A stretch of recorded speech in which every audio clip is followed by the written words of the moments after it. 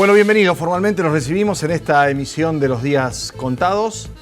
Después de un fin de semana en el que hubo, como decíamos, una congregación de gente como pocas veces se da en la ciudad de Rosario, ¿no? Porque en tan poco espacio, tantas personas reunidas con un mismo objetivo, pasarlo bien, divertirse, tomarse unas cervezas, dio lugar a acontecimientos realmente extraordinarios, ¿no? Primero la necesidad de poder congregarse, salir, disfrutar, encontrarse con amigos. Miren lo que son esas imágenes, son realmente impresionantes. Vaya la envidia de muchos dirigentes políticos que le encantaría un acto de esas características. Es una avenida Pellegrini ornamentada de manera impecable, con un esfuerzo considerable y reconocido a los propietarios de comercios, emprendimientos gastronómicos, pero los que también, y esto independientemente de que alguno se pueda malhumorar, hay que exigirles un poco más, ¿no?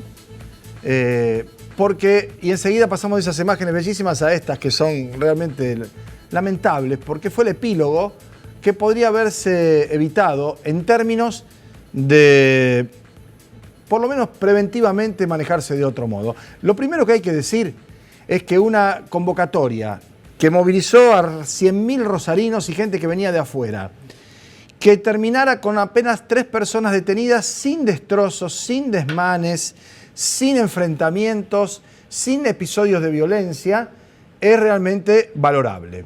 Acá se conjugan varias cuestiones. La conciencia cívica, el respeto ciudadano, la responsabilidad personal, y necesariamente tiene que haber por parte del Estado, más que de los empresarios que son los que hicieron efectivamente la organización de la fiesta, y que muchos de ellos se salvaron por lo menos este mes o recuperaron un poco de terreno, porque es un sector que viene muy golpeado, como todos los sectores, con este gobierno económicamente fracasado, entre otros fracasos, del presidente Mauricio Macri. Hubo una asistencia extraordinaria, hubo gente que pudo vender en sus negocios, que pusieron afuera stands con cerveza tirada, hubo quienes llegaron con su heladerita, algunos para sí mismos porque no le alcanzaba la plata para pagar algunos precios que me parece también habría que revisar de aquí en adelante. Pero cada uno pone lo que quiere como precio en términos, digamos, de asumir el riesgo de la no venta, y aparecen esas alternativas. Los grupos de chicos y chicas que llegaban con las heladeritas, alguno que por ahí la llevaba para vender más que para tomarla o para repartirla con la gente con la que iba a compartir ese rato, y muchas horas, insisto, de mucha gente en un espacio que, si bien era amplio, tuvo en lugares como Corrientes y Pellegrini, Entre Ríos y Pellegrini, una suerte de hormiguero en donde era muy difícil caminar y atravesar. Lo otro que hay que decir es que si vos llamás a una fiesta para que la gente vaya y tenés respuesta en cuanto a la cantidad de mercadería y productos que les vas a ofrecer, tenés que tener también después prevista la respuesta a la hora de acceder a los sanitarios. Debe haber muy pocas cosas para la diuresis y la micción más estimulantes que la cerveza. Entonces poner 4 o 5 baños químicos cada 150 metros a lo largo de 500 metros o 1000 metros es insuficiente. Porque además en los bares, los que estaban trabajando sobre el asunto, y había otros que no, había un café, había otro tipo de emprendimientos que no tienen necesariamente el despacho o el expendio de cerveza, que vieron que sus baños fueron rebasados, fueron completamente arrasados. Porque además hay una situación que es de contagio, como el bostezo. Cuando uno entra al baño a orinar, y hay gente ocupando los mijitorios, y los jóvenes que estaban entrando, chicos y chicas, y no tan jóvenes tampoco, ¿no? Porque la verdad que esto de hablar de los jóvenes nada más, no solo lo transforma a uno en un viejo, sino que es en alguna medida atribuirle algún grado de responsabilidad o de culpabilidad por el solo hecho de tener esa fantástica condición de ser jóvenes. Entraban y estaban los mijitorios ocupados, y había 2 o 3 esperando, y se hacían encima. Es decir, no había muchas alternativas.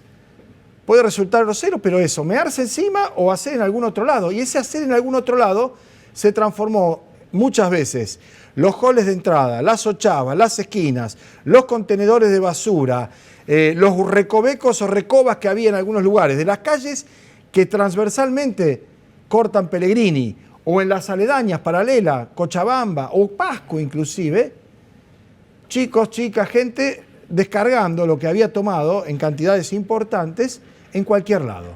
Y entonces, la madrugada y la mañana siguiente, con el solcito, con la temperatura elevada, el hedor era insoportable.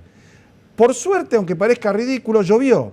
Y la lluvia ayuda a llevarse eso, ¿no? Porque además era de sábado para domingo por el tema del servicio de limpieza. Luego la basura que quedó por allí esparcida, tampoco había contenedores. Toda esta es la parte que uno objeta, fundamentalmente porque la solución no es que no se haga más esta fiesta, ¿eh? Porque la otra cosa que ocurre, lamentablemente en Rosario hemos experimentado este tipo de políticas de cercenamiento. Cuando fue la tragedia del Parque Independencia, se cerró el Parque Independencia. No hay más tragedia en el Parque Independencia porque no hay más Parque Independencia. No va a haber más problema con la fiesta de la cerveza si no hay más fiesta de la cerveza. Pero ¿por qué nos vamos a privar de un encuentro extraordinario? De la felicidad de mucha gente que pudo ir allí a pasar un buen rato con sus amigos. Clima familiar, clima de amigos, de grupos de chicos, de chicas, de gente de mediana edad, de familias. Y la verdad es que no hubo incidentes. Porque en cualquier lugar donde hay 100.000 personas reunidas, y veamos en los grandes recitales o las grandes congregaciones, hay por detalle estadístico 1 o 2 con arritmia, 3 o 4 con descompostura, 2 o 3 que tienen algún episodio respiratorio. Quiero decir, eso es porque la estadística lo establece. Les da ahí o les ocurre ahí. Pero si a eso se lo potencia, porque hay mayor cantidad de dispendio o de expendio de bebida y hace más calor y uno no puede ir al baño como correspondería que fuere y demás, se puede llegar a suscitar situaciones que son imprevisibles en algún punto, pero que pueden tener una suerte de atemperamiento en cuanto a su impacto. Yo insisto con 2 o 3 cosas fundamentales. Era necesario que hubiera más guardia urbana. Hubo algunos episodios, no muchos, pero sí denunciados, de punguismo, de arrebatos, de algún celular, alguna cartera. Más guardia urbana con una actitud condescendiente, de acompañamiento, efectivamente, de asistencia. Una policía preparada y capacitada para disuadir más que reprimir, pero si tiene que reprimir, que lo haga de tal modo de no disparar al voleo, ni mucho menos al cuerpo. Hoy escuchaba al comisario Cantero diciendo que se hicieron tiros al aire. Hay una imagen de un joven que corre hacia adelante a la policía para tirarle cosas y se levanta la remera porque tiene los perdigones de goma, decía la novia que estaba junto a él. Hoy escuchaba yo ese testimonio y la verdad es que había gente que se había excedido efectivamente en su libación, había tomado de más. Eso también hay que preverlo. Hay que tener gente que contenga, hay que tener gente que disuada. No hubo, como decía antes, ningún tipo de enfrentamiento, ni rotura de nada, ni de auto, ni vidriera. Sí, esa chanchada de orinar en cualquier lado. Y la proporción de 50-1 de varones sobre mujeres, por una cuestión del hombre que hace de parado. Esto es así, clarito. Había chicas pobres que no tenían alternativa y se agachaban entre 2 autos porque no había lugar en el baño ni tiempo para esperar. Esto es lo absurdo. ¿Cómo se convoca a una fiesta en donde el leitmotiv es beber y no hay después una estructura para poder evacuar esa bebida? Por lo demás, excelente, insisto, el tema de la extensión, los stands con música en vivo, por ahí en algunos el sonido también alguna gente se ha quejado, la concordia, la cordialidad y la alegría que había en el lugar. Una pena que se pueda empañar o se minimice o se tire abajo o se ponga en duda la continuidad de estos eventos por situaciones que son previsibles, manejables y controlables. Estamos en víspera de colectividades, donde ya van 30 años, donde ya se sabe a qué hora se empieza, a qué hora se termina, cuándo llegan los colectivos, cuándo son los refuerzos, cuándo tiene que haber mayor presencia policial, cuándo se apagan las luces, ¿no? Los incidentes, al parecer, fueron cuando a las 2 de la mañana dijeron no se venden más bebidas alcohólicas. Hay que terminar de vender antes y que eso se vaya decantando en 1 hora, 1 hora y media, hasta que se vayan. Los últimos cuando ya no haya más nada que hacer. Quiero decir, son cuestiones que se van a ir viendo y aprendiendo seguramente sobre la marcha.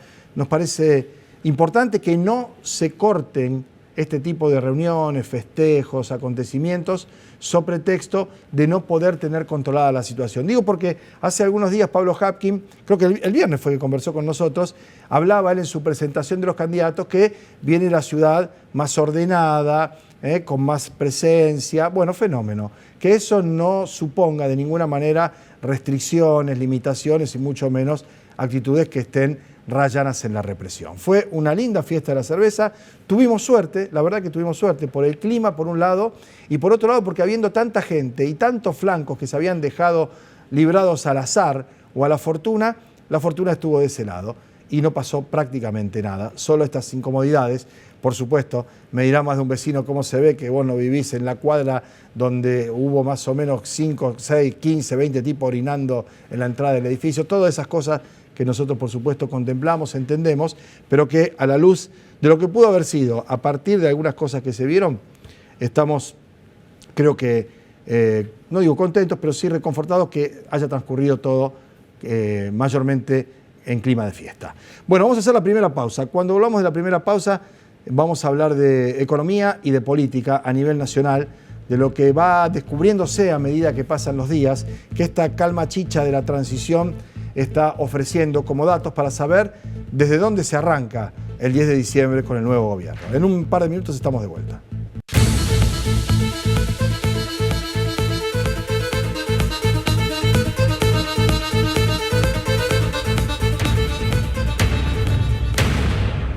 Bueno, hoy el presidente Mauricio Macri convocó a una reunión de gabinete ampliado, es decir, una suerte de despedida de su elenco ministerial a prácticamente un mes de la salida del gobierno. Elenco ministerial que tiene ya dentro de su propio seno algunas diferencias de criterio muy fuertes.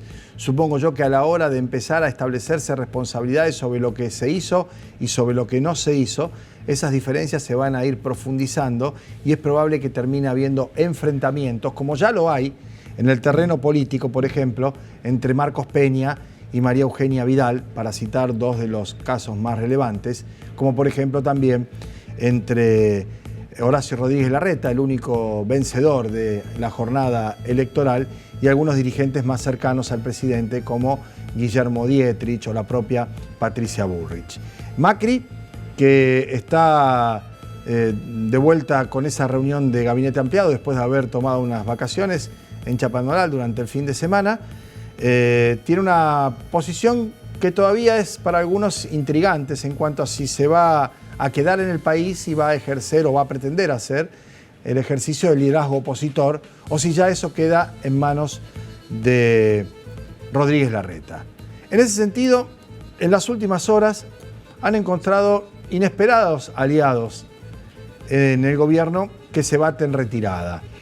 En las últimas horas, los socialistas se reunieron en el Congreso Nacional de su partido, presidido por Antonio Bonfatti, y en una votación sobre 24 miembros del Comité Ejecutivo, los socialistas decidieron intervenir el distrito de la Ciudad Autónoma de Buenos Aires.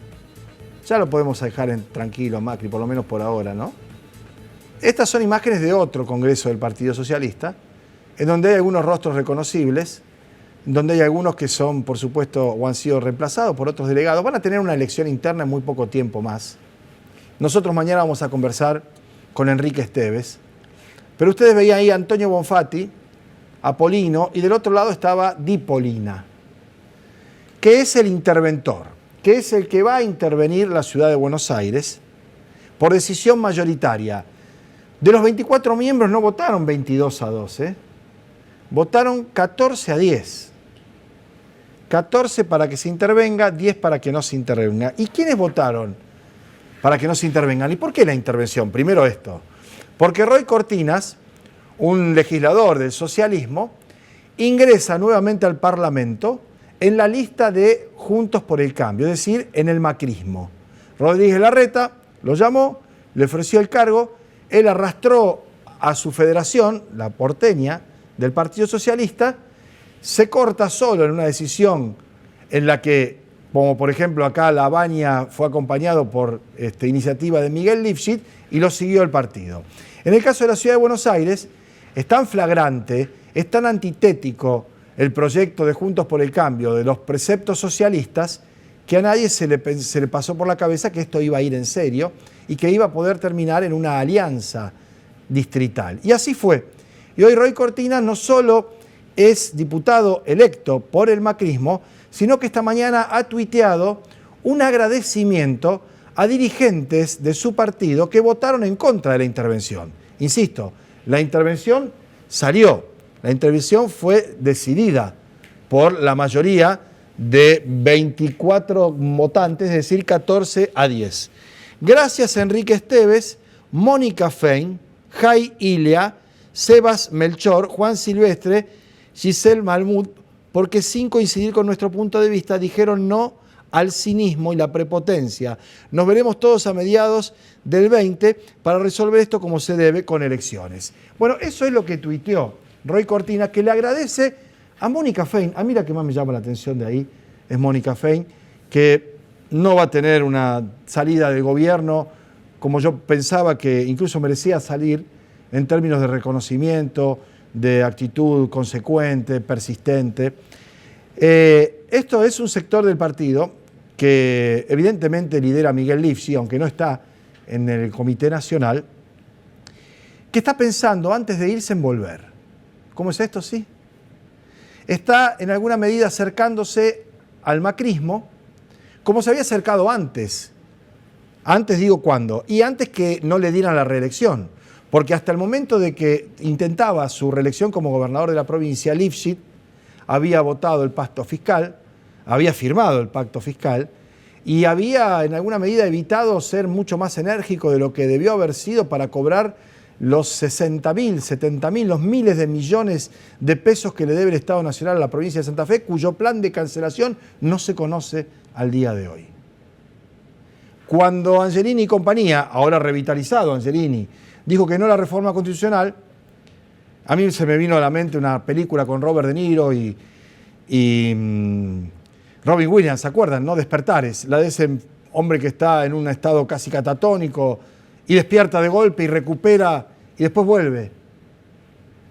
Bueno, Lifschitz se despertó políticamente, recordó que es socialista, se cruzó de vereda y empezó a hacer lo que se suponía hacían los progresistas.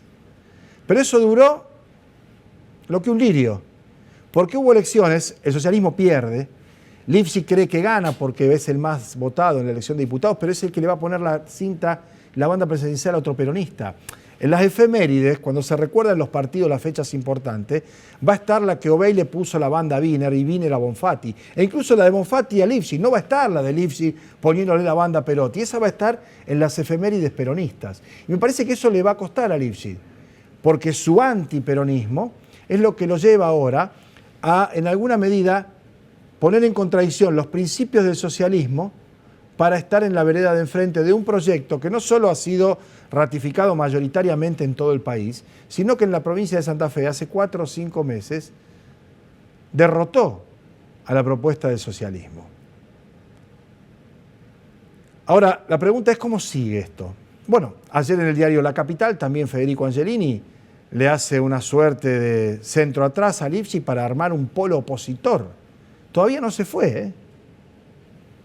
Está la cuestión de la transición, en donde hay dardos que se cruzan, donde hay imputaciones y acusaciones de altísimo tenor, que la verdad creo que son sobreactuaciones de uno y de otro, pero con mayor nivel de responsabilidad de quien está en el gobierno ahora, que es el propio Miguel Lifschitz. La pregunta es, ¿cómo sigue esto?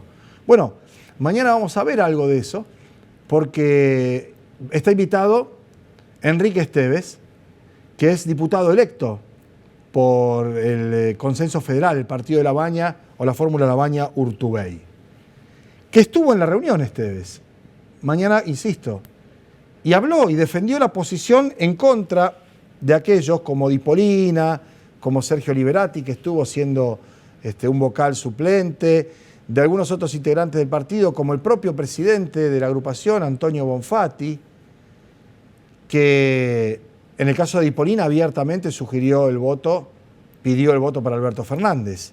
En el caso de otros dirigentes que formalmente acompañaron a La Baña, no lo hicieron activamente, y si usted me pregunta ahora qué creo que piensa la dirigencia del socialismo no lifschista, que es una parte de Lifschitz con algunos jóvenes dirigentes, piensa que lo mejor que podía pasar era que ganara Alberto Fernández. No Lifschitz, no el sector del socialismo que evidentemente en muy buena proporción mudó sus preferencias, porque si no, ¿cómo se explica que Bonfatti se ha sacado 36 puntos hace 4 meses y Esteves solamente 9. Que de 4 votos socialistas que tuvo Bonfatti, solamente 1 haya quedado dentro de lo que el socialismo estructuralmente proponía. ¿Dónde fueron los otros 3? Y fueron a la recuperación de los 10, 12 puntos del macrismo en la provincia de Santa Fe. Entonces, ¿eso representa el socialismo? Eso puede representar este momento del socialismo y de algunos dirigentes. Nunca jamás, ni el pensamiento de Alfredo Palacio, ni el de Juan B. Justo, me atrevería a decir, ni el de Guillermo Esteves Boero, que tenía una visión mucho más amplia y mucho más, diría yo, enfocada en lo que representaba el peronismo como fenómeno de masas. Dedico este tiempo a lo que ha pasado ayer en el Congreso porque esto sigue, porque se ha intervenido el distrito en Ciudad de Buenos Aires, porque esto lo tiene que refrendar la jueza María Romilda Servini de Cubría y porque seguramente, como dice Roy Cortina en ese tuit, el año que viene va a haber elecciones internas. Y de un lado probablemente esté Lifshitz y del otro lado veremos quién está, porque esa es la otra situación. Exige el momento un recambio generacional. En el caso de Lifshitz ya hay algunos dirigentes que hablan de sus coroneles y nombran a 2 o 3 diputados provinciales. En el caso de los otros, en donde se ven los nombres propios del propio Bonfatti, de Rubén Galassi, de Horacio Girardi, de algunos funcionarios municipales, que dicho sea de paso, han tenido ya algunos requiebres dentro del partido que pretendía colocar gente que está más en el proyecto rupturista con el gobierno nacional que en el que cree que hay que abrir, ampliar y llegar a consenso, ya sea con el gobierno provincial como también con el gobierno nacional. Bueno, de esto vamos a seguir hablando, insisto, mañana con Enrique Esteves y los días sucesivos con otros dirigentes y otra gente de esta fuerza política que durante 30 años ha gobernado Rosario y 12 años la provincia de Santa Fe. La pausa y en el último bloque, lo que habíamos prometido, hablar algo de economía, de números, por lo menos dejar planteado 2 o 3 datos que me parece que son importantes. Ya venimos.